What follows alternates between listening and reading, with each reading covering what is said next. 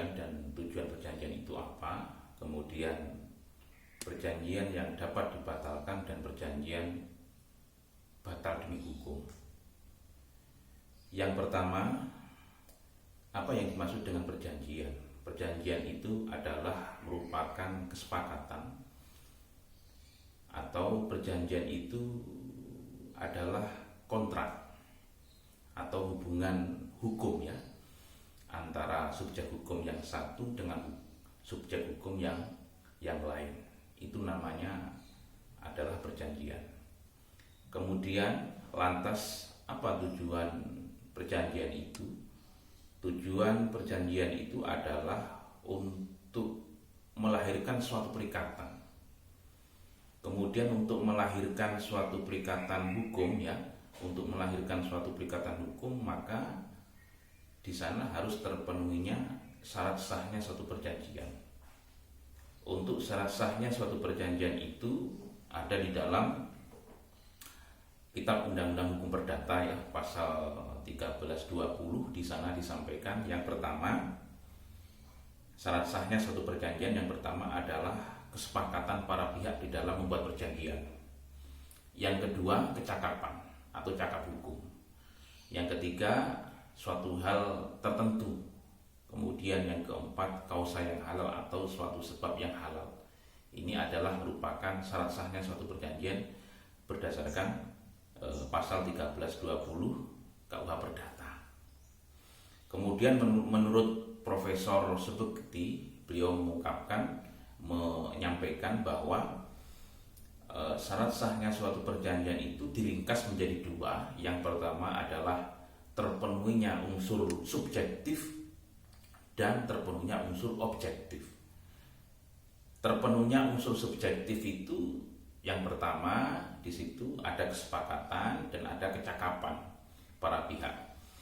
Kemudian terpenuhinya unsur objektif juga ada dua, yaitu suatu hal yang tertentu dan kausa yang halal. Kemudian tentang masalah perjanjian yang dapat dibatalkan. Ini kita sering mendapat suatu pertanyaan ya, dari masyarakat ya. Perjanjian yang dapat dibatalkan itu seperti apa dan batal demi hukum. Perjanjian batal demi hukum. Yang pertama, perjanjian yang dapat dibatalkan apabila suatu perjanjian itu tidak terpenuhinya unsur ataupun syarat subjektif, maka perjanjian tersebut dapat dibatalkan. Misalkan contohnya adalah saya melakukan perjanjian dengan orang ataupun dengan anak atau orang yang berada di bawah pengampuan misalkan, atau saya melakukan atau membuat perjanjian dengan orang yang sedang sakit, atau saya melakukan perjanjian dengan orang sepuh, atau saya melakukan perjanjian dengan anak di bawah umur, maka perjanjian yang saya lakukan ini tidak terpenuhinya unsur subjektif, karena pihak kedua ataupun yang saya ajak untuk membuat perjanjian itu tidak cakap hukum. Maka perjanjian semacam itu bisa dibatalkan karena tidak terpenuhinya syarat ataupun unsur subjektif. Kemudian yang kedua, jika suatu perjanjian tidak terpenuhinya unsur objektif, maka perjanjian tersebut adalah batal demi hukum. Batal demi hukum ini yang pertama, di situ tidak terpenuhinya suatu hal tertentu. Misalkan saya membuat perjanjian terkait dengan transaksi jual beli mobil Innova, maka di dalam suatu perjanjian itu harus menyebutkan secara rinci apa itu namanya, keluaran mobilnya itu tahun berapa, platnya nomor berapa, tipenya tipe apa, kerangkanya nomor berapa, sesisnya nomor berapa.